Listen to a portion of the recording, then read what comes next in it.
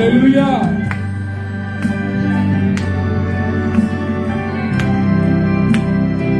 Merci Seigneur.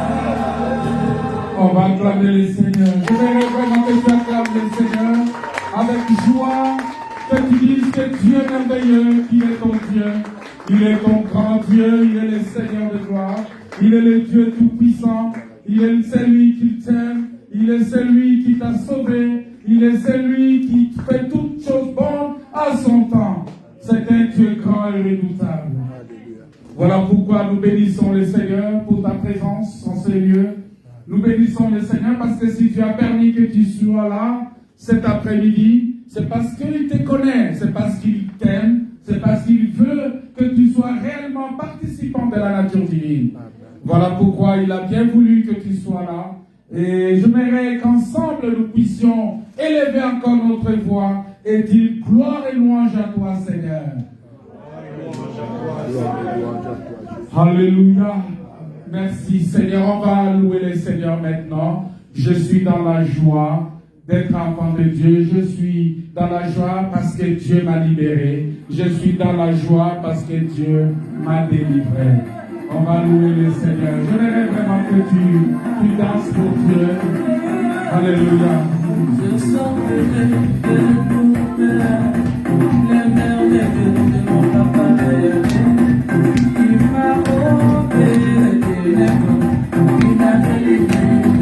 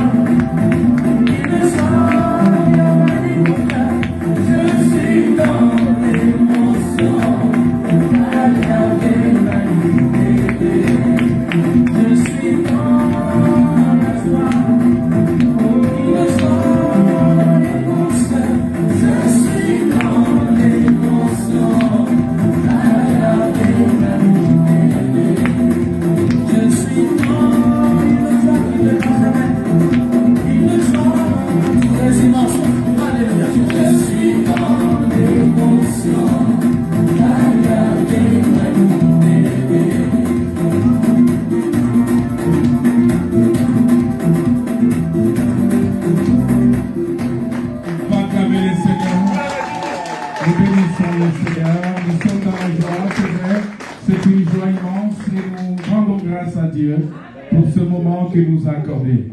Vous savez, à chaque fois que nous nous retrouvons dans la maison du Seigneur, c'est quelque chose d'extraordinaire que nous connaissons. Et moi, j'ai toujours dit que Dieu est merveilleux. Amen. Dieu est merveilleux. Et vous savez, à chaque fois que je me retrouve, je l'ai toujours dit, que quand je me retrouve, même avec une seule, deux personnes, je loue le Seigneur comme pas possible. Et je bénis la présence de Dieu. Dieu n'est pas un Dieu. Vous savez, Dieu n'est pas seulement un Dieu de la foule. Dieu aussi, c'est un Dieu du nombre. Amen. Et c'est Dieu-là qui est Dieu en même temps de la foule et en même temps un Dieu de petit nombre. C'est Dieu-là, il agit quand il veut. Amen. Et vous savez, à chaque fois que nous nous retrouvons dans la maison de Dieu, nous nous retrouvons dans la présence de Dieu, nous nous retrouvons parce que Dieu nous aime tellement. Parce que il veut que nous soyons réellement participants de la nature divine. Voilà pourquoi nous voulons écouter la parole de Dieu. Est-ce que vous êtes dans la joie d'écouter la parole de Dieu? Amen. Je suis orienté ces derniers jours à vous parler de ces choses-là, mais avant de vous parler de ce que je veux parler aujourd'hui, il y a un frère qui a été touché par le Saint-Esprit et à qui Dieu lui a donné un texte. C'est un texte que je lis tous les jours et il m'a envoyé ce texte-là. Il me dit, mais pasteur, regarde ce texte-là, je l'ai reçu du Seigneur et je veux vraiment que tu le lises. Je vais le lire avec vous. C'est un texte qui concerne normalement les pasteurs, hein, les anciens, ceux qui enseignent la parole de Dieu. Et j'aimerais vraiment partager cela avec vous. C'est très important. Parce que moi, je crois à l'action du Saint-Esprit. Je crois que quand le Saint-Esprit parle dans une sœur, dans un frère, il est important de fois qu'on récupère ces éléments et partager entre nous. C'est très important. Parce que la Bible dit Dieu parle tantôt d'une manière, tantôt d'une autre. Mais notre sujet du jour, c'est connaître la parole de Dieu, c'est connaître la parole, c'est connaître Dieu. C'est vrai, c'est petit sur le tableau, parce que le concepteur n'a pas grandi et du coup, on s'est retrouvé dans cette situation. Comme je vous ai toujours dit que je ne suis pas trop technique, trop électronicien, trop informaticien. Mais on se débrouille comme ça pour que vous ayez ces choses-là. Connaître Dieu, connaître la parole de Dieu, c'est connaître Dieu. Et j'aimerais que tu connaisses Dieu. Parce que, vous savez, si quelqu'un connaît réellement Dieu, il y a des gens aujourd'hui, quand ils viennent prier, c'est comme je l'ai toujours dit, ils pensent qu'ils viennent pour le pasteur. C'est parce qu'ils pensent qu'ils viennent pour faire plaisir au pasteur. Ils viennent parce que le pasteur va être content de se retrouver devant une foule de gens. Ah, si je ne vais pas aujourd'hui d'ailleurs, les gens n'iront même pas dans cette église-là. Mais il oublie que s'ils ne viennent pas, 2 ou 3 personnes qui seront là, ce sont des personnes que Dieu a envoyées pour recevoir le salut ce jour-là. C'est comme ça Dieu. Dieu n'attend pas les gens. Dieu ne dit pas que bon.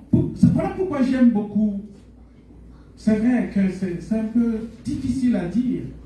Mais vous savez, chez les prêtres catholiques, quand ils commencent la messe, ils appellent ça messe. Nous, on n'appelle pas ça messe. Nous, c'est le culte. Mais eux, ils appellent ça messe. N'est-ce pas? Mais quand vous allez chez les prêtres catholiques, dans l'église catholique, si leur culte devait commencer à 6h30, même si c'est lui seul le prêtre avec les servants, ils vont commencer. Et l'heure à laquelle il doit terminer le culte, il sait que... Pourquoi ils font ça? Parce qu'ils ont la discipline. C'est parce que quand on a cette discipline-là de Dieu, quand on connaît la grandeur de ces dieux-là, parce qu'eux, ils ont tiré ça de l'ancienne alliance. Parce que dans l'ancienne alliance, les sacrificateurs, qu'on appelle prêtres aujourd'hui, les sacrificateurs, les souverains sacrificateurs, aujourd'hui qu'on appelle des archevêques ou des cardinaux, tout ça, ces sacrificateurs-là, à l'heure fixée, pour entrer dans le sanctuaire, ils ne pouvaient pas rester une seule minute dehors. Parce que c'était un moment désigné pour rentrer en contact avec Dieu. Et lorsqu'on est dans ce moment-là, on ne va pas dire que bon, on va entendre les gens parce que les gens ne sont pas encore venus. Alors il faut qu'on chante. C'est pourquoi beaucoup d'églises, des fois ils commencent à 14h, ils terminent à 18h. Tout simplement parce qu'on a tellement chanté pour entendre les gens. On fait trop de cérémonies pour s'assurer que beaucoup de gens vont venir après. Ah mais non, ça ne peut pas marcher comme ça. Le culte, c'est on loue le Seigneur, on adore Dieu avec 1 ou 2 cantiques, avec 2 ou 3 cantiques, et c'est tout. On passe à la parole de Dieu, on enseigne la parole de Dieu, et puis c'est fini, les gens rentrent chez eux à la maison. Comme je l'ai toujours dit, les offrandes, c'est de manière volontaire, mais il faut donner les offrandes, c'est très important. Un enfant de Dieu doit donner les offrandes. Alors tu amènes ton offrande, tu les déposes dans la caisse qui est derrière. Vous ne voyez pas, il n'y a pas de caisse d'offrande ici. Parce que la caisse, elle est derrière. Chacun donne comme il a résolu à son cœur. Quand tu entres ici, tu déposes ton offrande là-bas. Si tu as oublié de déposer à ton entrée, à la sortie, peut-être que la parole que tu as écoutée t'a touché encore le cœur. Mais donner plus à Dieu parce que des fois tu peux préparer 20 € dans ta poche, tu dis bon je vais donner 20 €. Tu viens et tu rentres avec ça ici, tu écoutes la parole de Dieu te convainc d'aller descendre. Vous voyez? C'est comme ça Dieu, hein? Et beaucoup de gens résistent souvent à la voix de Dieu comme ça, ils ne comprennent pas. Tu peux rentrer comme ça avec l'idée de donner 20 €, mais à la sortie, le Saint-Esprit te dit non, donne plus. Et tu vas donner sans que personne ne te le demande. Et sans que personne ne te voie. C'est comme ça, les choses de Dieu. Voilà pourquoi moi je ne prêche pas sur la dîme. Je ne vous dis pas de venir donner la dîme. Oh non, comme les pasteurs qui calculent les salaires de leurs fidèles. Oh, chaque fin du mois, on commence à appeler au téléphone. Tu n'as pas donné ta dîme, hein? Il faut préparer ta dîme. Non, moi je ne suis pas comme ça. Je sais que tu peux donner au-delà de la dîme. Moi je connais des gens, ils gagnent, je ne sais pas combien, au lieu de donner, ils gagnent 10 000 $, au lieu de donner 1 000 $, ils peuvent donner 3 000 $. Est-ce qu'on va dire que c'est la dîme ça? C'est plus que la dîme. Pourquoi? Parce qu'il connaît Dieu. Parce qu'il connaît la grandeur de Dieu. Il sait combien il peut honorer son Dieu avec. Je connais des gens qui gagnent 1 500 €, mais qui peuvent donner 200, 300 à Dieu, comme ça, en offrande. Parce qu'ils connaissent la grandeur de Dieu. Ils ne donnent pas parce que c'est mathématique, c'est mécanique. On ne sert pas Dieu de manière mécanique. Dieu est esprit et il faut que ceux qui l'adorent en esprit et en vérité. Et cet argent-là qui est donné, c'est pour l'œuvre de Dieu. Ce n'est pas pour enrichir les pasteurs. Ce n'est pas parce que le pasteur il est maintenant à pied, alors on donne cet argent-là, demain le pasteur va prendre ça, il va s'acheter une grosse voiture. Et il y a des frères et sœurs ici qui n'ont pas de voiture, qui viennent à pied à l'église. Non, si j'ai besoin de m'acheter une voiture, je vais prier, Seigneur, aide-moi à travailler, je vais gagner de l'argent, je vais payer la voiture. Alléluia. Amen. Mais si l'église estime bon que l'ouvrier aussi mérite son salaire et qu'on doit me donner le salaire à l'église, ça doit être fait de manière correcte. Amen. Ça doit être retracé dans la comptabilité de l'église et lors de l'assemblée générale, tout le monde saura que notre pasteur, il touche autant à la fin du mois. Est-ce que vous comprenez? Amen. Ce n'est pas que je dois être là, moi-même, je gère la caisse, je gère l'argent, je gère tout, c'est moi. L'église, pour moi, c'est mon business. Non, c'est pas comme ça. Si je n'ai pas des choses à manger à la maison, allez, j'appelle la caissière ou le comptable et je dis, mon frère, j'ai des difficultés là, est-ce que tu peux me trouver quelque chose là dans la caisse de l'église? Non, ça ne marche pas comme ça. Voilà pourquoi des choses comme ça, les gens fuient des églises comme ça. Hein, parce que là où on enseigne des vérités comme ça, les gens ne supportent pas. Mais ce qui est vrai, l'ouvrier mérite son salaire.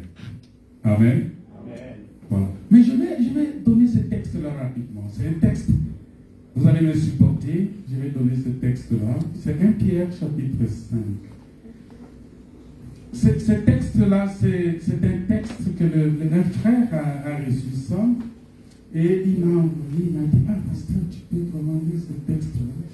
J'ai dit, ah mais je lui ai dit, mon frère, j'ai lu ce texte-là presque chaque semaine. Parce que c'est ce texte-là qui me guide. 1 Pierre chapitre 5. La Bible dit, voici les exhortations que j'adresse aux anciens. 1 Pierre chapitre 5, verset 1. Voici les exhortations que j'adresse aux anciens qui sont parmi vous. Moi, ancien comme eux, témoins des souffrances de Christ et participants de la gloire qui doit être manifestée. Paissez le troupeau de Dieu qui est sous votre garde, non par contrainte. En tant que serviteur de Dieu, il ne faut pas faire l'œuvre de Dieu par contrainte. Il ne faut pas faire l'œuvre de Dieu parce que tu es poussé par les hommes à le faire. Voilà pourquoi un serviteur de Dieu n'est pas dirigé par les hommes. Un serviteur de Dieu n'est pas orienté par les hommes, il est orienté par le Saint-Esprit. L'enseignement de la parole de Dieu, ce n'est pas un discours politique. Est-ce que vous comprenez cela? C'est dicté par le Saint-Esprit. Voilà pourquoi des fois, la prédication peut sortir ici, vous ne vous rendez pas compte, mais c'est très dur. Mais vous pensez que quand la prédication est dure, c'est seulement pour vous? Mais non, c'est pour vous, mais c'est pour moi aussi. Parce que quand je prêche ici, cette prédication me parle à moi aussi. Parce que l'apôtre Paul dit quoi? Il dit, j'ai peur qu'après avoir prêché aux autres, que je sois exclu, rejeté. Voilà pourquoi je dois faire un effort aussi, moi. Afin que cette parole, je puisse moi aussi l'appliquer dans ma vie. Parce que si je ne l'applique pas dans ma vie, ça va être un désastre. Que sert-il à un homme de gagner le monde entier s'il perd son âme? Il dit, paissez les troupeaux sous votre garde, non par contrainte, mais volontairement. Ça veut dire que les hommes de Dieu sont des volontaires. Vous savez ça? Frère Stéphane, tu as compris? Les hommes de Dieu sont des volontaires.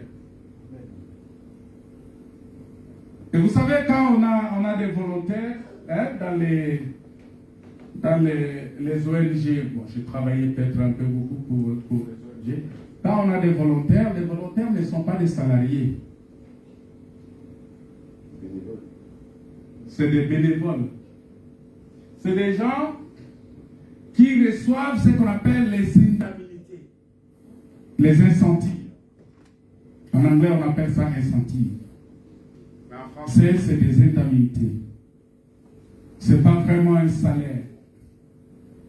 Ça dit, on appelle ça les allocations. C'est ce qu'on donne aux volontaires. Il dit volontairement, selon Dieu, non pour un gain sordide, non pour un gain sordide, mais avec dévouement. Ça dit que même sous la pluie, je suis là. Sous la chaleur, je suis là. Amen. Sous le froid, je suis là.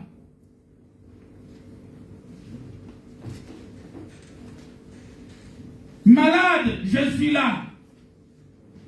Est-ce que vous savez que des fois, quand je viens vous prêcher ici, je suis malade? Il y a des gens qui le savent, je ne sais pas. Un jour, même le jour où je suis venu prier pour les frères qui étaient mariés ici, je n'avais pas la possibilité de mettre des chaussures. Quand je portais des chaussures, les gens n'ont pas compris. Seuls ceux qui sont avec moi ont compris que le pasteur s'est efforcé vraiment. Mais j'ai un frère ici qui, des fois, de temps en temps, m'amène aux urgences. Mais je viens vous annoncer la parole de Dieu. Est-ce que vous savez ça? Parce que j'ai la foi. Et je sais que mon Rédempteur, il est vivant. Il se relèvera le dernier. Ce n'est pas ces choses qui peuvent me... Rien ne peut me séparer de l'amour de Dieu. Même si j'ai faim, je viens. Même si je n'ai pas mangé chez moi le matin, je viens. Pourquoi? Parce que je connais ce Dieu-là. Je connais ce Dieu. Ce Dieu vivant, ce Dieu puissant, ce Dieu vrai. Je le connais. Avec dévouement, on doit servir Dieu. Avec dévouement. Pas par contrainte. Voilà pourquoi je dis aux gens que les jours où tu comprendras les choses de Dieu, on va arrêter de t'appeler pour que tu viennes à l'église. Il y a des gens qui font des pieds. Mais non, mais c'est parce que nous, on est en France, là, où il y a les transports en commun partout. Moi, je connais, j'ai travaillé dans des villages où les gens font 15 km pour aller prier le Seigneur. 15 km à pied. Moi, je faisais des fois des 50 km, 100 km à pied pour aller évangéliser. Je l'ai fait, moi. À pied.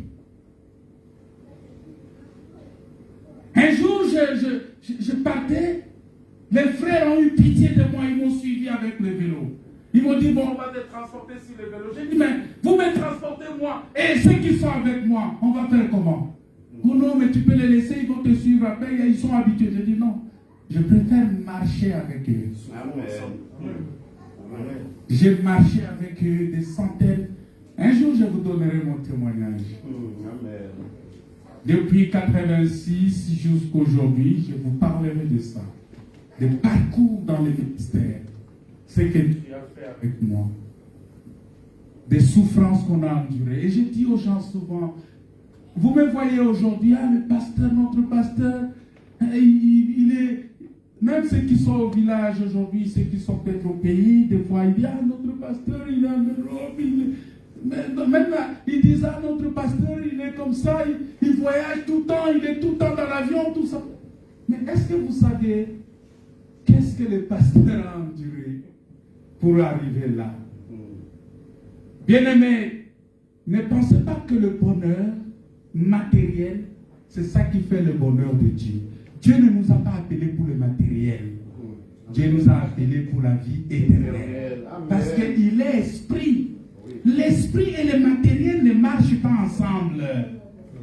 Si tu connais Dieu, tu vas savoir que mon Dieu, il est esprit. Et il faut que je l'adore en esprit et en vérité. Amen. Le Seigneur m'a béni. J'ai une femme extraordinaire que Dieu m'a donnée. Extraordinaire. Cette femme-là, elle est toujours là. Et quand je prie le Seigneur, non, franchement, je vous dis, je le témoigne aujourd'hui pour une femme qui te pardonne tout le temps. Une femme qui reconnaît que c'est un enfant de Dieu, c'est un homme de Dieu. Amen. Une femme qui sait garder son mari. Amen.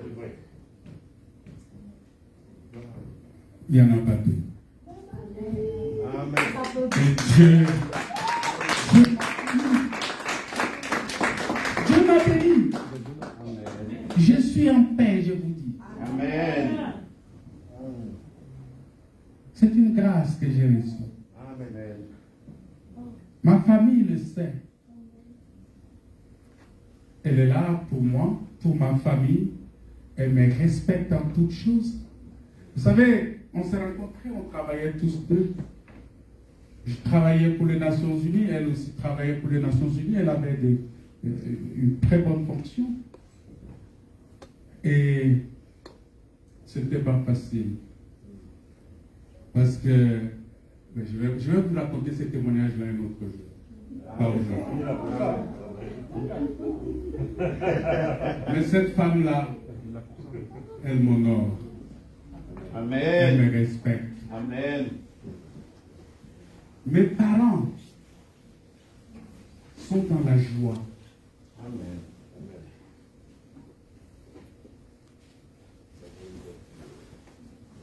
Et je bénis le Seigneur pour cela. Amen. Frère que tu es là, tu n'es pas encore marié. Ma prière pour toi, Gilles, que tu trouves une bonne femme. Amen. Frère Berger, que tu trouves une bonne femme. Amen. Que tu trouves une bonne femme. Une femme qui t'aime sincèrement. Amen. Amen. Mais aujourd'hui, je ne travaille pas, je fais l'œuvre de Dieu. C'est elle qui travaille. Mais en aucun jour, elle dira, c'est moi qui travaille, c'est moi qui gagne l'argent ici, c'est moi qui amène l'argent à la maison. On n'a pas deux comptes bancaires, on a un seul compte bancaire. Amen. Vous vous rendez compte? Amen. Amen. Merci. Il dit, servez le Seigneur, paissez les troupeaux de Dieu, non pas comme dominants sur eux. Voilà pourquoi, quel que soit ce que le Seigneur fait en moi, mais quand je parle avec Gilles, je parle avec lui comme un frère. Quand je parle avec mon frère, je ne suis pas de ce pasteur-là qui est, ah non, c'est moi le pasteur ici. Non, non, tu es resté là-bas, on ne va pas. Non, non, non. Si je viens vers vous, c'est parce que le Seigneur me dit d'être dans l'humilité. Amen. Et je dois marcher dans cette humilité-là. Amen. Bien-aimés, je vous rassure que même si l'église aujourd'hui devient grande, même si on remplit cette salle, on a beaucoup d'églises partout en France, je serai toujours ce que vous me voyez. Amen. Au Congo, j'ai plus de 100 églises que j'ai implantées. Au Congo-Kinshasa, au Congo-Brazzaville, pour tous ceux qui connaissent Pétou, Ifondo, partout là-bas, j'ai implanté des églises là-bas. Pour tous ceux qui connaissent la province de l'Équateur au Congo-Kinshasa, j'ai implanté beaucoup d'églises là-bas. Dans la province orientale, à Kinshasa, j'ai des églises. J'ai des enfants que j'ai formés qui sont aujourd'hui, s'ils prêchent, tu dis non, non, non, non. Mais c'est comme si le pasteur ne connaît pas bien la chose. Parce qu'ils ont une connaissance de la parole de Dieu de manière extraordinaire. Mais quand tu me vois avec eux, je les laisse toujours aller de l'avant. Souvent ma femme, mais je lui dis, écoute, ça c'est les choses de Dieu. Les choses de Dieu, telles que nous sommes là, les jours où le Seigneur va élever des serviteurs ici, des pasteurs qu'on va établir, vous allez voir qu'on va travailler comme des amis. Amen. On ne va pas travailler parce que je suis le pasteur.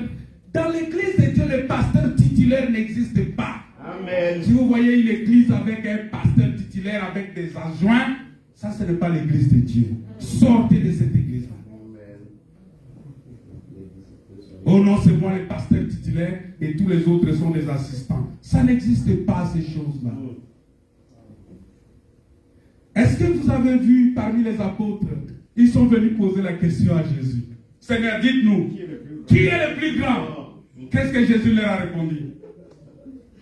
Le plus grand doit être le serviteur de tous. Amen. Tu ne vas pas me dire que je suis le plus grand. Voilà pourquoi, vos frères, priez beaucoup pour moi. Amen. Priez beaucoup, que le Seigneur me garde dans l'humilité. Amen. Que le Seigneur me garde dans cette soumission-là. Que je n'ouvre pas de portes d'entrée au mauvais esprit. Et que le Seigneur me garde aussi en bonne santé, n'est-ce pas? Amen. Parce que nous avons encore beaucoup de choses à faire ensemble. Amen. Que le Seigneur me donne encore de la santé. Amen. Non comme dominant sur eux, mais en étant un modèle du troupeau. Il faut être le modèle. Amen. C'est pourquoi j'ai toujours exhorté à mes collaborateurs ici, que ce soit le frère Fortuné, le frère Parfait, le frère Gilles, le frère Jaronex, tous ces frères qui sont à côté de moi, avec qui on est tout le temps ensemble, avec qui on partage la parole de Dieu tout le temps, même au frère Stéphane, j'ai dit, soyez le modèle. Amen. Soyez le modèle. Et je peux dire, soyez mes imitateurs, comme je le suis pour Christ. Amen. Qu'on ne nous entende pas dans des futilités.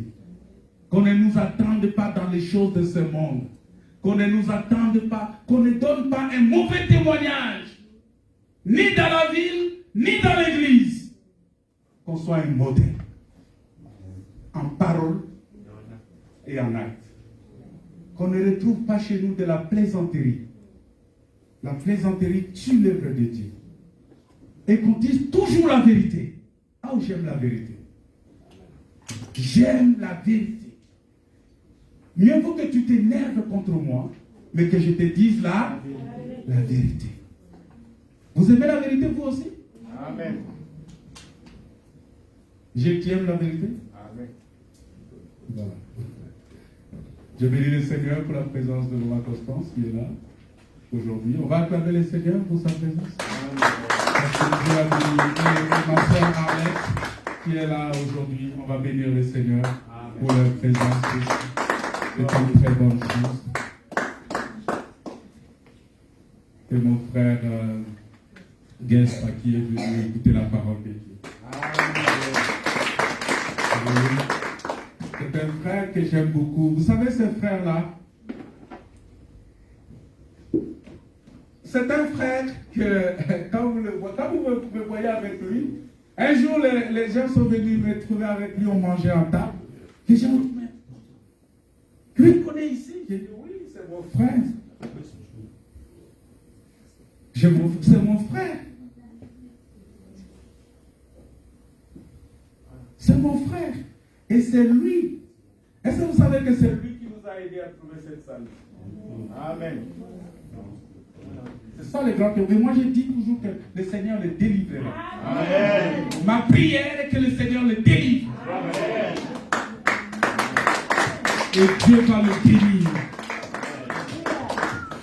C'est lui qui nous a aidés à trouver cette salle. Amen.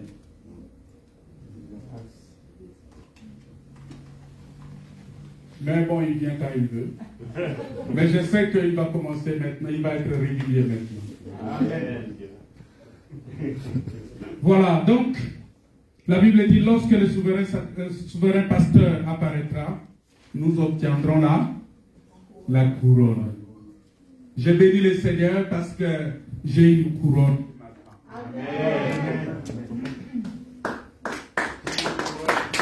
Toi aussi, attends, si tu sers le Seigneur de bon cœur. Amen. Voilà. Alors, rapidement, j'arrête ça là-bas, je vais passer à la prédication. On va s'exhorter pour quelques minutes.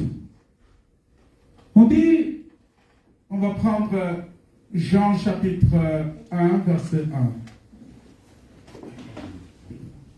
1. Avant d'aller dans Jean 1, verset 1, on prend Jean 17, verset 3, qui dit, « Or, la vie éternelle, c'est qu'ils te connaissent, toi, le seul vrai Dieu, et celui que tu as envoyé, Jésus-Christ. »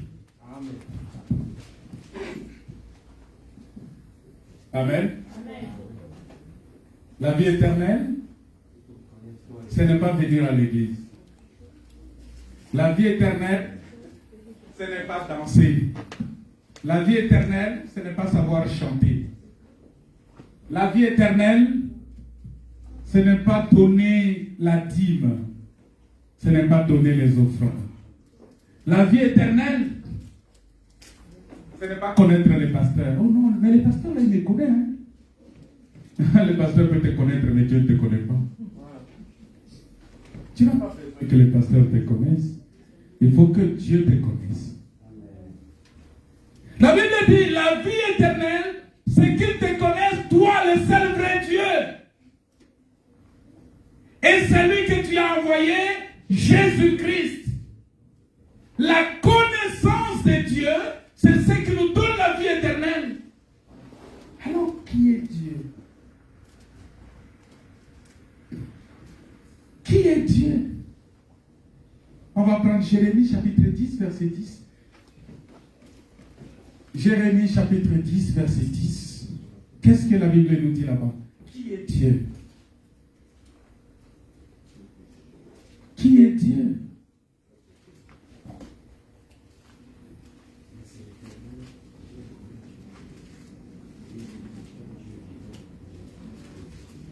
est Dieu.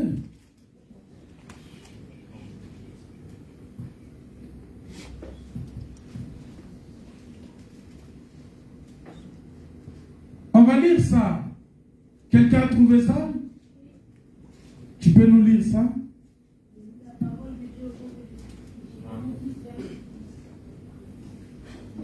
Mais c'est l'Éternel qui est le vrai Dieu. C'est l'Éternel qui est le vrai Dieu. Lui, il est là.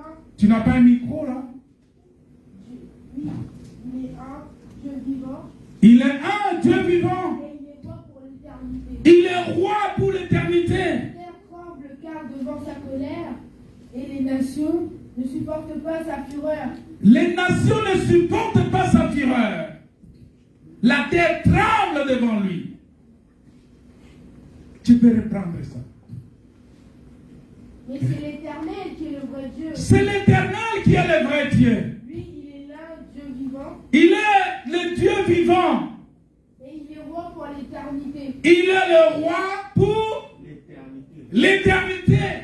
C'est-à-dire qu'il n'a ni commencement, ni fin. Il est roi pour l'éternité. C'est l'Éternel qui est le vrai Dieu.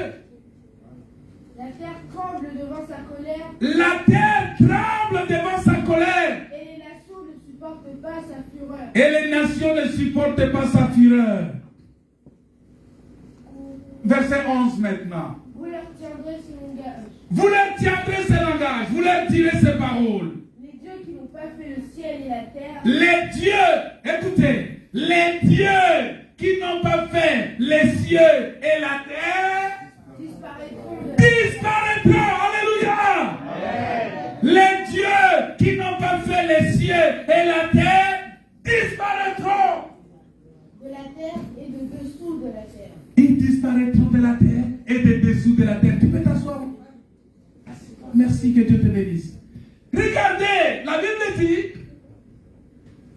la Bible dit ceci, qu'il n'y a que Dieu seul qui est Dieu. Il est le vrai Dieu. Parce que j'avais dit que la vie éternelle, c'est qu'ils te connaissent, toi, le seul vrai Dieu. La vie éternelle, c'est qu'ils te connaissent, le seul vrai Dieu.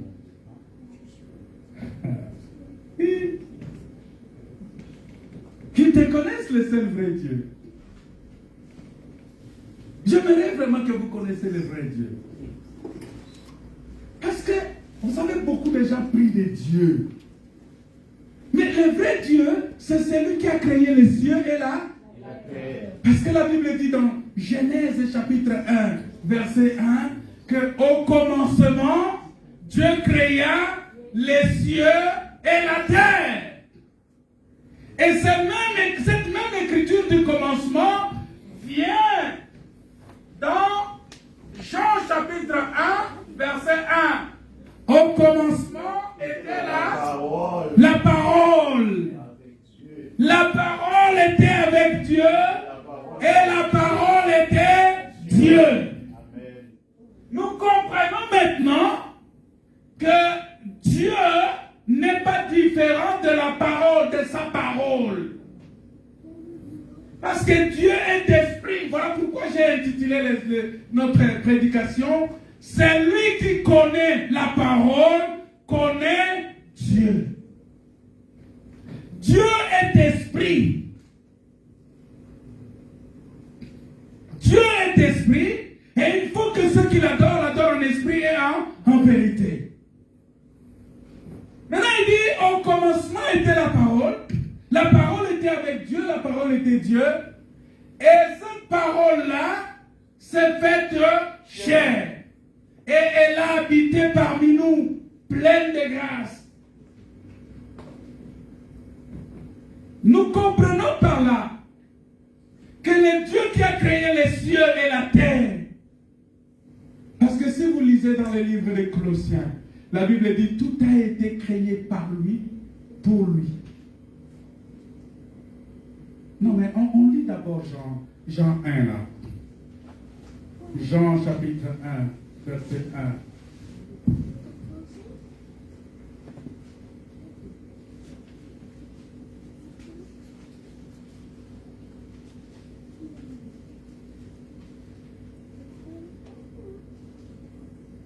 La Bible dit qu'au commencement était la parole. La parole était avec Dieu. Et la parole était Dieu. N'est-ce pas? Elle était au commencement avec Dieu. Le verset 3, qu'est-ce qu'on dit?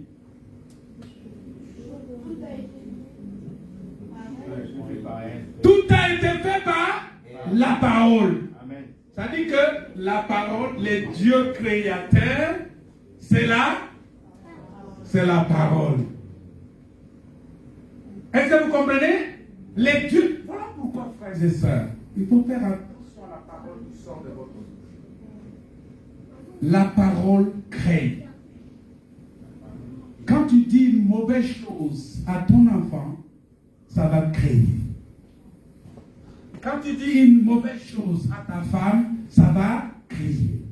Si tu dis une mauvaise chose à ton mari, ça va créer. Tout ce qui sort, parce que la Bible dit, la mort et la vie est au pouvoir de la langue. Voilà pourquoi il faut faire très attention, parce que la parole a une puissance. Oh, si tu connaissais le don de Dieu, tu ne serais pas celui-là qu'on doit pousser pour venir à l'église. Tu ne seras pas celui qu'on va courir derrière tout le temps pour venir à l'église. Non. C'est lui qui connaît Dieu. Il vient écouter la parole de Dieu sans qu'on le lui dise. Amen. Parce qu'il connaît Dieu. Il connaît le sens de la parole de Dieu. Il sait ce qui est dans la parole de Dieu. Les bénéfices, le bonheur qui est dans la parole de Dieu. Il le sait. Amen. Quelles que soient les circonstances, il sera là pour écouter la parole de Dieu. Yes, non. Pour écouter la parole de Dieu. Amen. C'est très important, mon frère et ma soeur. Voilà pourquoi quand nous venons pour écouter la parole de Dieu, nous devons savoir que la personne qui parle ici, ce n'est pas un homme, mais c'est celui qui a créé les cieux et la terre. Parce que la Bible dit dans Jérémie qu'on a lu, chapitre 10, verset 11, il dit que les dieux qui n'ont pas créé les cieux et la terre, ces dieux-là disparaîtront. Amen. Qui est Dieu? Si nous lisons dans 2 Thessaloniciens chapitre 2 verset 4, on va comprendre ce qui est Dieu. Ce qu'on appelle Dieu. Parce que on va faire la différence aujourd'hui entre les dieux que toi tu sers et les dieux que moi je sers. 2 Thessaloniciens chapitre 2 verset 4. On va lire ça. On va lire. On commence au verset 3, frère Emmanuel, tu peux lire.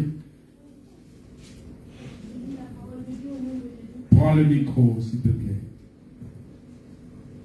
2 Thessaloniciens, chapitre 2. verset 3. Oui. Que personne ne vous trompe d'aucune manière. Que personne ne vous séduise d'aucune manière.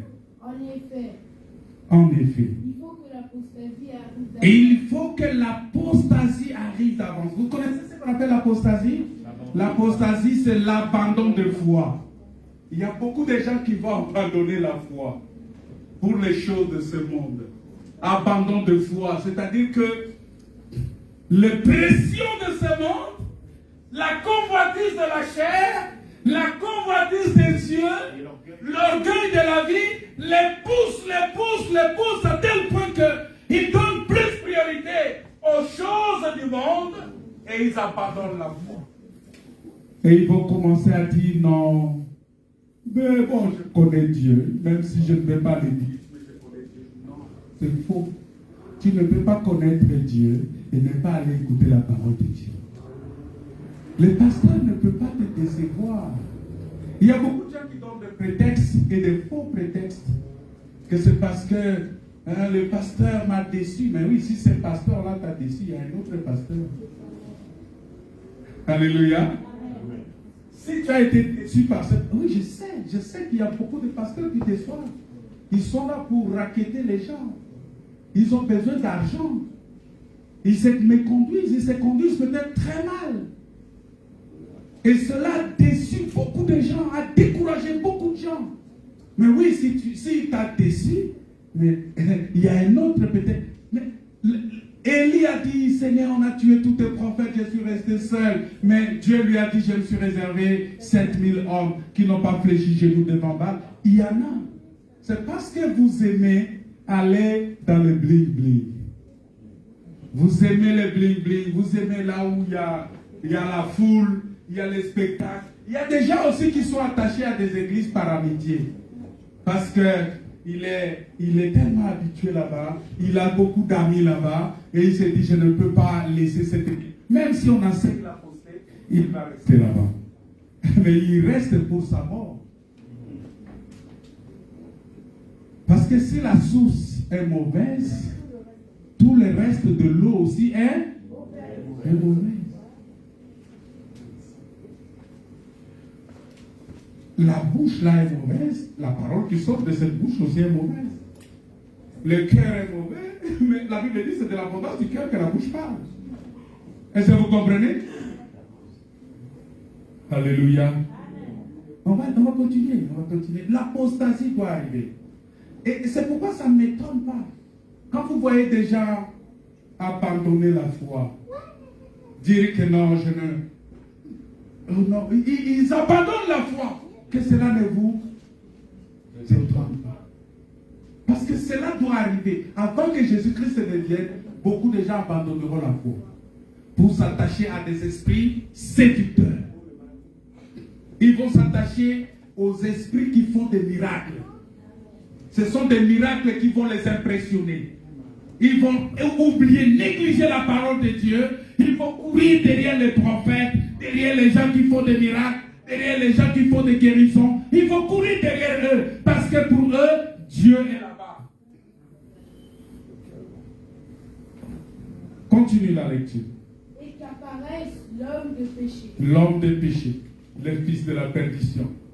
Le fils de la perdition. Oui. L'adversaire qui se lève contre tout ce qu'on appelle Dieu. L'adversaire qui se lève contre tout ce qu'on appelle Dieu. Ou qu'on adore. Ou qu'on adore, vous voyez? C'est-à-dire quoi? Tout ce qu'on appelle Dieu, c'est ce qu'on adore. Je vous avais dit ça. Que quand il dit, ah, j'adore ma voiture là. La voiture devient ton Dieu. Ah, j'adore cette nourriture-là. Cette nourriture-là devient ton Dieu. Ah, j'adore ceci. Non. Jésus a répondu clairement à Satan. Tu n'adoreras que le Seigneur, ton Dieu. Amen. On adore que le Seigneur Dieu. Amen. On ne peut pas adorer la créature. Et la Bible dit, tous les dieux, c'est-à-dire tous ceux que tu adores, mais qui n'ont pas créé.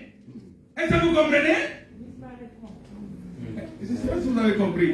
C'est-à-dire que quand tu adores ce qui ne crée pas, ce qui n'a pas créé, c'est-à-dire tu adores les choses de ce monde, c'est-à-dire ces choses-là sont devenues des dieux pour toi, tous ces dieux-là disparaîtront.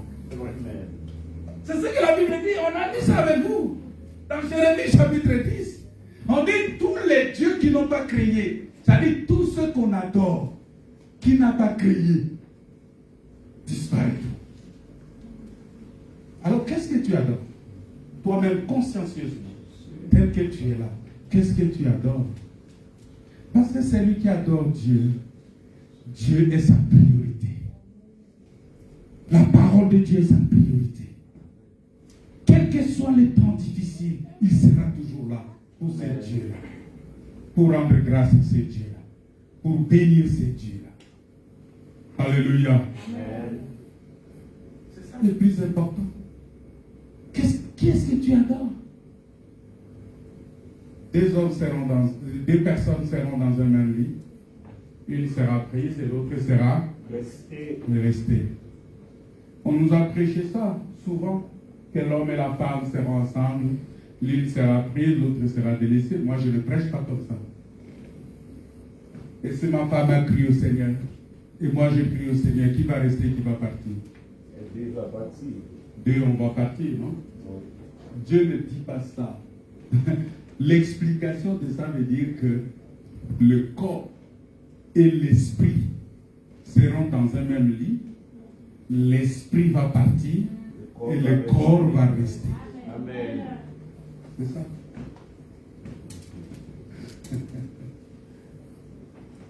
Ta maison va rester et ton esprit va partir. Ta voiture va rester et toi tu vas partir. Parce qu'en réalité, dans l'homme, c'est l'esprit. Oui. Le monde ici va rester. Voilà pourquoi nous sommes dans ce monde, mais nous ne sommes pas du monde. Amen. Et ma prière, tous les jours, est que cette parole entre en vous. Amen. Et que les gens soient convaincus de cette parole. Même à 2 ou 3, nous pouvons transformer beaucoup de choses. Amen. Même à 3 ou 4. Et je l'ai toujours dit à mes frères et sœurs ensemble. J'ai dit, ma sœur Amélie, fais attention. Ne regarde pas ce qui est autour de toi. Quand tu viens à l'église, ne regarde pas celui qui est à gauche ni à droite. Regarde le Seigneur. Amen. Parce que celui qui est à gauche et à droite qui est resté. Mais toi, si tu as les regards fixés sur le Seigneur, toi, tu vas partir. Amen. Ne soyez pas distraits, mes frères et sœurs. Amen. Quand nous venons ici, même chez toi à la maison, pendant la prière, ne sois pas distrait. Voilà pourquoi on a instauré les cultes des familles. On a fait un culte extraordinaire chez les frères. Ah, c'était bien. J'ai vu que même mes frères, tous mes jeunes frères, là, on a posé même des questions. Et c'était extraordinaire. Il y a une fille qui a donné une réponse extraordinaire que je ne m'attendais même pas. Amen. Et je bénis le Seigneur pour cet enfant. Elle a la grâce de Dieu. Amen. Amen. Parce qu'on a posé la question. J'ai enseigné quelque chose de simple. J'ai dit, quand quelqu'un entre chez toi, il faut le recevoir avec la prière. Il faut prier. Prie. Parce que tu ne connais pas l'esprit qui l'amène chez toi. L'esprit qui l'amène chez toi, tu ne connais pas. Toi, tu es dans les bonnes dispositions. Vous n'avez jamais vu ça? Tu reçois un visiteur, le visiteur part et c'est des problèmes entre toi et ta femme qui déclenchent. Ou c'est des problèmes entre toi et les enfants qui se déclenchent. Ou c'est des désordres qui entrent dans ta maison. Ou c'est des maladies qui entrent dans ta maison. Parce qu'il y a des gens qui transportent des malédictions avec eux. Quand quelqu'un entre dans ta maison, il faut le recevoir avec la prière. Prier. Parce que si tu ne pries pas, c'est lui qui va laisser son esprit là-bas. Mais si tu pries, tu demandes au Saint-Esprit de prendre le contrôle de la maison, de prendre possession et de prendre le contrôle de cette personne-là, il sera déstabilisé. Amen. Il ne saura pas faire quelque chose de mauvais dans ta maison. Amen. Mon frère, tu peux avoir un ami avec qui tu marches. Tu le connais physiquement, mais tu ne le connais pas intérieurement. Amen. Ça peut être ton ennemi, mais qui est avec toi. Oui. Les jours où ça va se manifester, c'est ces jours-là que tu comprendras. Mais Jésus l'a dit, c'est lui qui a mangé avec moi, a levé son talent contre moi.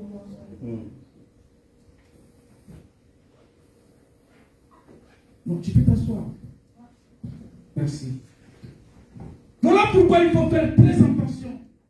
Et pendant que j'ai expliqué ça, un frère a posé la question. Mais si quelqu'un qui est venu,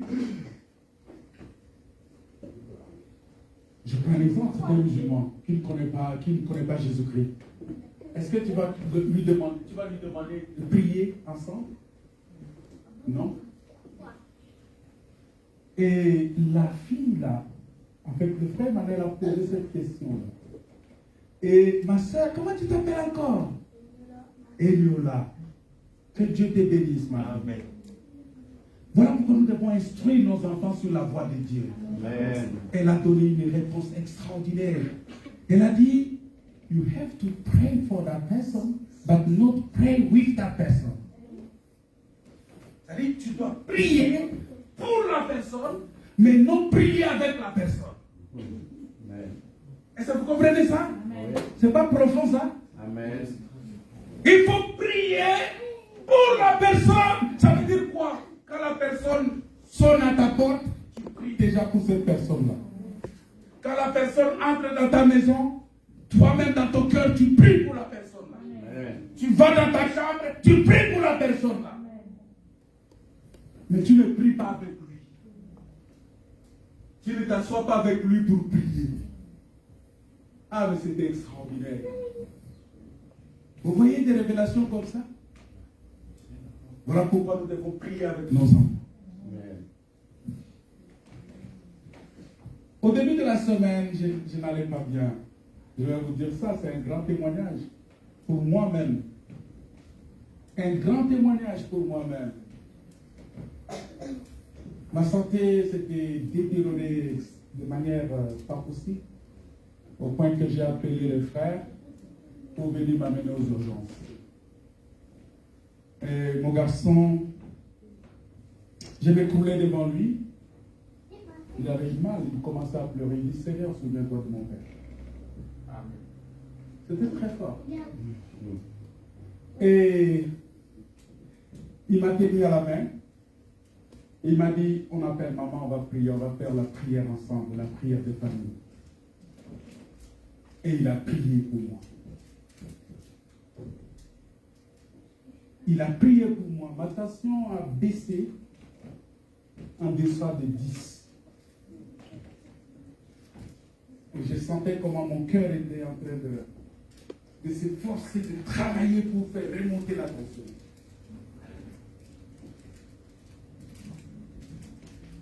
Frère, il faut prier.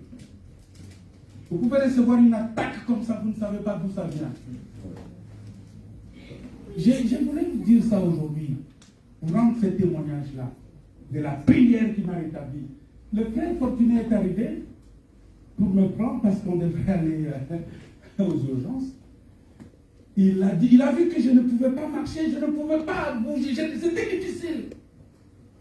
Il a appelé le SAMU.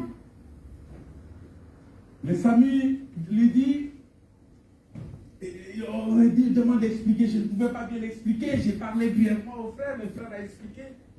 Le SAMU a dit, bon, écoutez, qu'il prenne telle position. Tout ça. Mais entre-temps, j'étais déjà presque dans cette position-là. Mon garçon était là en train de prier. Oh, mais je foi à sa prière. Amen. Et je bénis le Seigneur. Il faut avoir des enfants qui ont de foi. Amen. Ma femme était en train de prier en même temps. Et j'ai senti qu'il avait la force parce qu'il pouvait pas, il n'était pas paniqué. Il priait. Il avait confiance que Dieu est grand. Que Dieu est puissant. Quand je parlais de ces choses, je suis ému. Je me dis, c'est pas possible. Le frère est arrivé. Et il a appelé les SAMU ne pouvaient pas venir parce qu'ils ont dit, bon, si on vous amène aux urgences maintenant, on va vous recevoir presque vers le matin, ça va être dur, mais est-ce qu'il y a moyen de faire... Ils m'ont dit, bon, il faut qu'on appelle les maisons médicales, c'est ça, frère? Les frères ont appelé les maisons médicales, c'était compliqué, on était déjà vers minuit. Et on a prié encore avec le frère. On a prié. Et je me suis levé. Alléluia. Vous voyez, je me suis levé. C'est pour ça qu'il a eu ma femme venir en toute urgence. Elle a pris le billet, parce que la nuit là, elle ne pouvait pas supporter. Elle a appelé les urgences, elle a appelé les compagnies, tout ça, il a pris le billet pour venir en urgence. Vous voyez ce que Dieu fait? Amen. Je vous dis ça parce que vous devez avoir foi en Dieu. Amen. Il faut avoir foi en Dieu. Est-ce que vous avez foi en Dieu? Amen. Il faut connaître le Dieu que vous priez. Alléluia. Il faut connaître ces dieux-là. C'est un Dieu puissant, c'est un Dieu vivant, c'est un Dieu grand, c'est un Dieu redoutable. C'est un Dieu, quand il dit quelque chose, il accomplit certainement. C'est Dieu-là. Le Dieu qui n'a pas créé les cieux et la terre, ce Dieu-là disparaîtra. Ces faux dieux-là, les images que vous avez dans vos maisons disparaîtront. Amen. Mais mon Dieu, il est vivant. Le Dieu que tu es venu adorer ce matin, il est vivant. Amen. Alléluia. Amen. Et il se relève l'éternel. Il faut louer le Seigneur bien-aimé. Il faut bénir Dieu. La Bible dit que la vie éternelle, c'est qu'il te connaisse toi le seul vrai Dieu. Et c'est lui que tu as envoyé, Jésus-Christ. Voilà pourquoi, bien-aimé dans le Seigneur, lorsque nous disons que Dieu est notre Père, que Dieu est notre Dieu, nous disons, mais qui est-il? Qui est-il? Dieu n'est ni une chose, ni une puissance, ni une influence. Mais Dieu est esprit. Dieu pense. Dieu éprouve les sentiments, il désire et il agit comme un être, comme une personne. C'est Dieu-là qui est le vrai Dieu. La Bible dit qu'il s'est fait chair et il a habité parmi nous. 1 Jean chapitre 5, verset 20. On va s'arrêter là. 1 Jean 5, verset 20. La Bible dit qu'il n'y a qu'un seul vrai Dieu. C'est ce qu'il a dit dans Ésaïe 44, verset 6. Il dit, je suis le premier, je suis le dernier, et en moi, il n'y a point d'autre. Il n'y a pas de Dieu. Il y a un seul Dieu.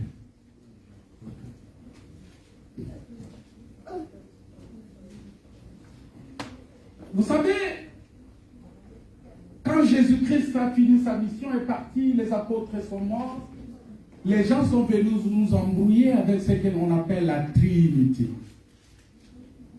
Oh non, la Trinité, le Père, le Fils et le Saint-Esprit. Vous savez que c'est un embrouillement seulement que les gens ont amené dans la compréhension de Dieu. Oui, parce qu'ils ont tiré ça de Matthieu chapitre 28, parce que Jésus a dit, allez et faites de toutes les nations des disciples, les baptisant au nom du Père, au nom du Fils et au nom du Saint-Esprit. Alors quel est le nom du Père? Parce qu'il faut connaître le nom du Père.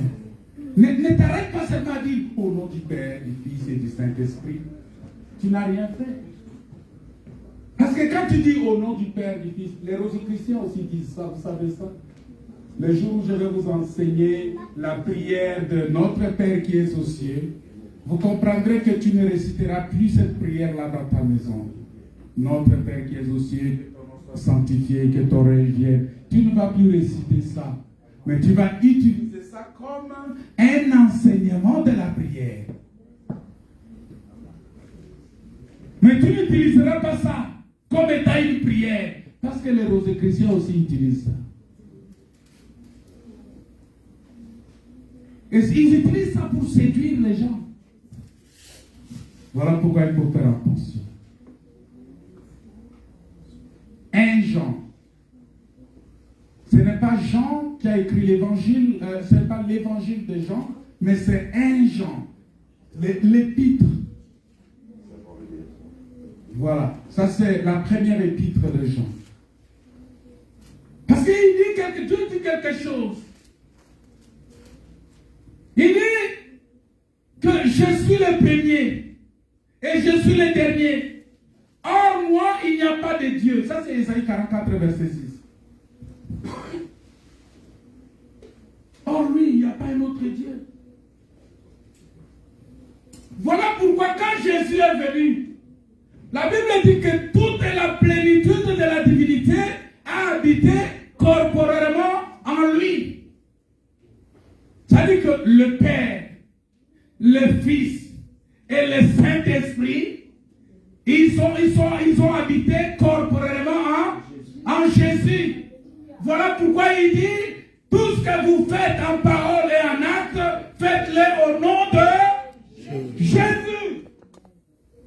Il n'y a pas un autre nom qui nous a été donné par lequel nous devons être sauvés. C'est Actes chapitre 4, je pense. On dit, il n'y a pas un autre nom qui nous a été donné par lequel nous devons être sauvés. C'est seulement le nom de Jésus. Voilà pourquoi tout ce que vous faites, faites-le au nom de Jésus. C'est Jésus notre Dieu. C'est Jésus qui est le Dieu vivant et le véritable. On va lire ça. 1 Jean chapitre 5, verset 20. Qu'est-ce que la Bible nous dit? On peut lire ça?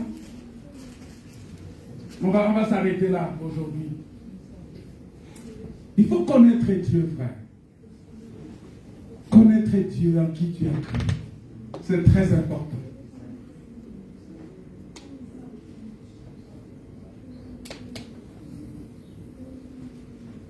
Jean 5, verset 20. Dans ma version, il est dit ceci. Nous savons aussi que le Fils de Dieu est venu et qu'il nous a donné l'intelligence pour connaître le véritable. Et nous sommes dans le véritable. Parce que la Bible dit la vie éternelle, c'est qu'ils te connaissent, toi, le seul vrai Dieu.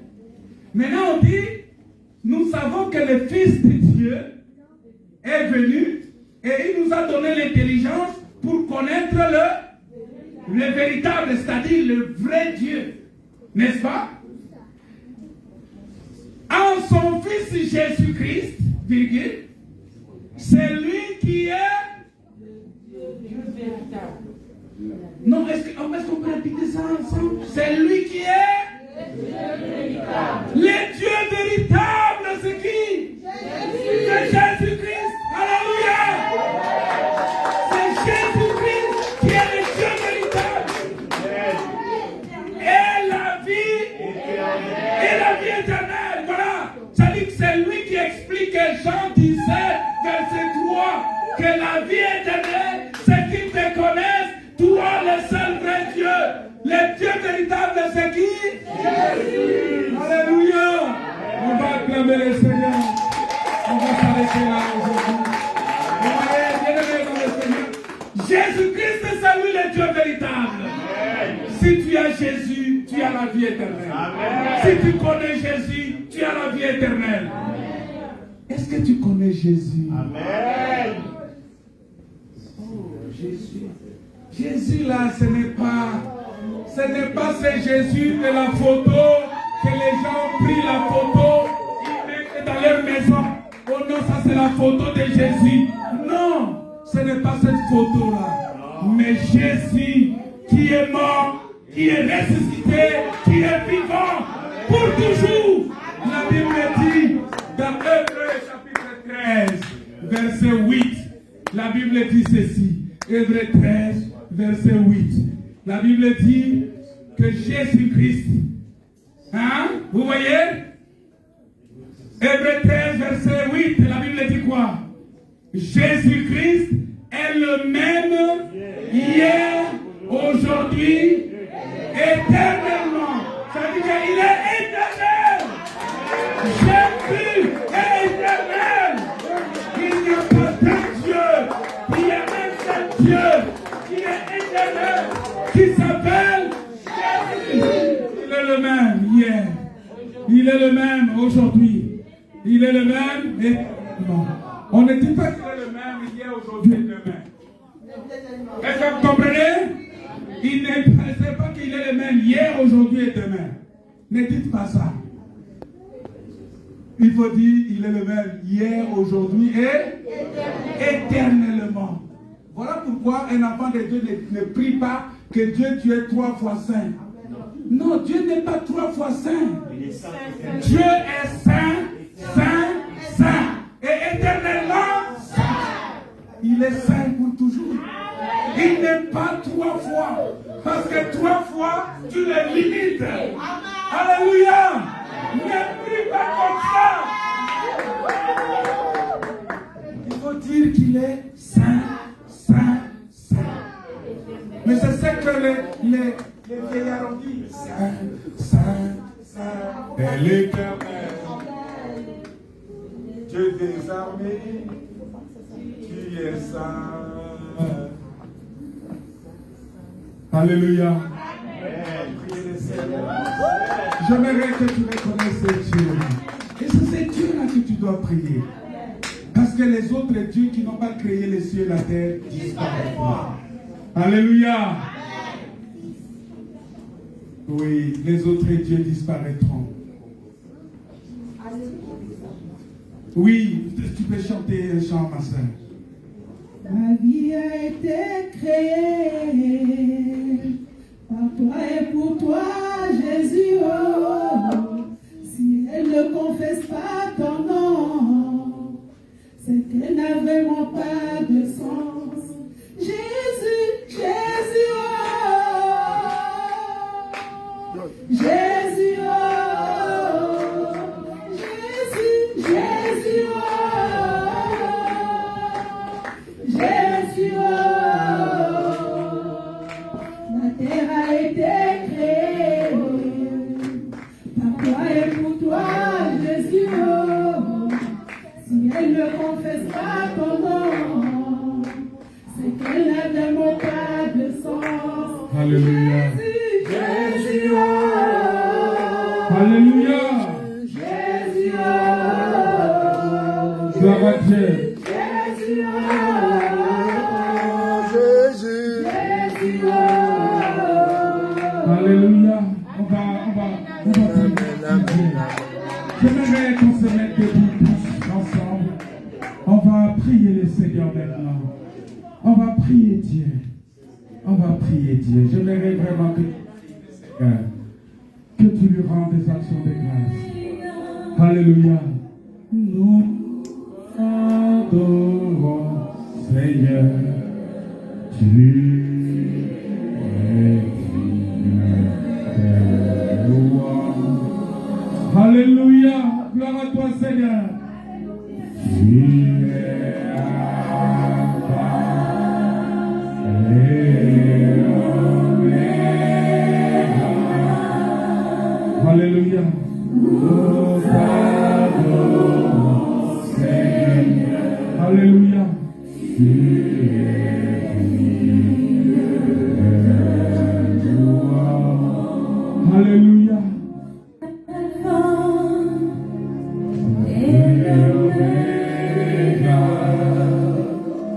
Nous adorons Seigneur, tu es digne de louange. Alléluia. Nous t'adorons. Tu es Alpha et Oméga.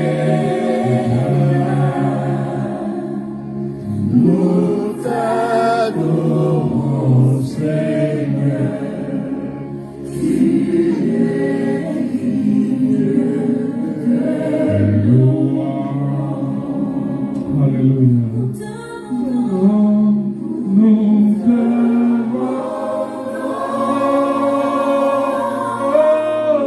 toute la gloire. Alléluia. Alléluia. Alléluia, Seigneur. Tu es digne de louange. Nous t'adorons. Alléluia.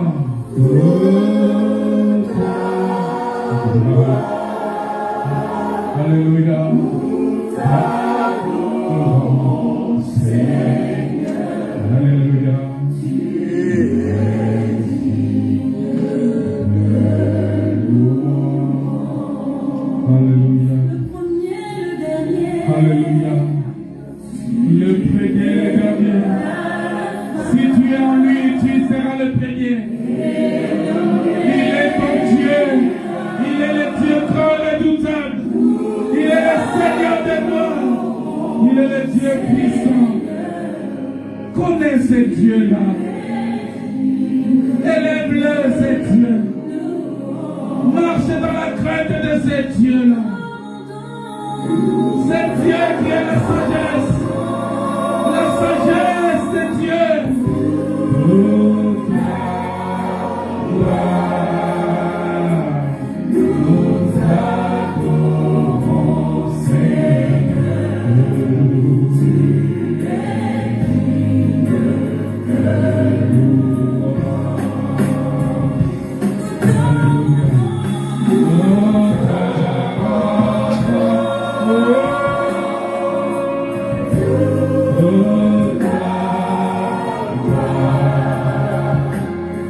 nous bénissons, Seigneur. Nous louons Jésus. Nous t'exaltons, notre Dieu. Tu es le Dieu puissant, le Dieu grand, le Dieu redoutable. Tu es le Seigneur de gloire. Manifeste ta puissance et ta gloire. Au nom de Jésus. Au nom de Jésus. Merci pour la vie éternelle. Merci, Seigneur. Alléluia. Merci, Seigneur. Alléluia. Alléluia. J'aimerais que tu adores le Seigneur. J'aimerais que tu adores Dieu. Élève ta voix, adore Dieu. Dis-lui merci. Dis-lui merci. Dis-lui merci parce qu'il est Dieu. Alléluia.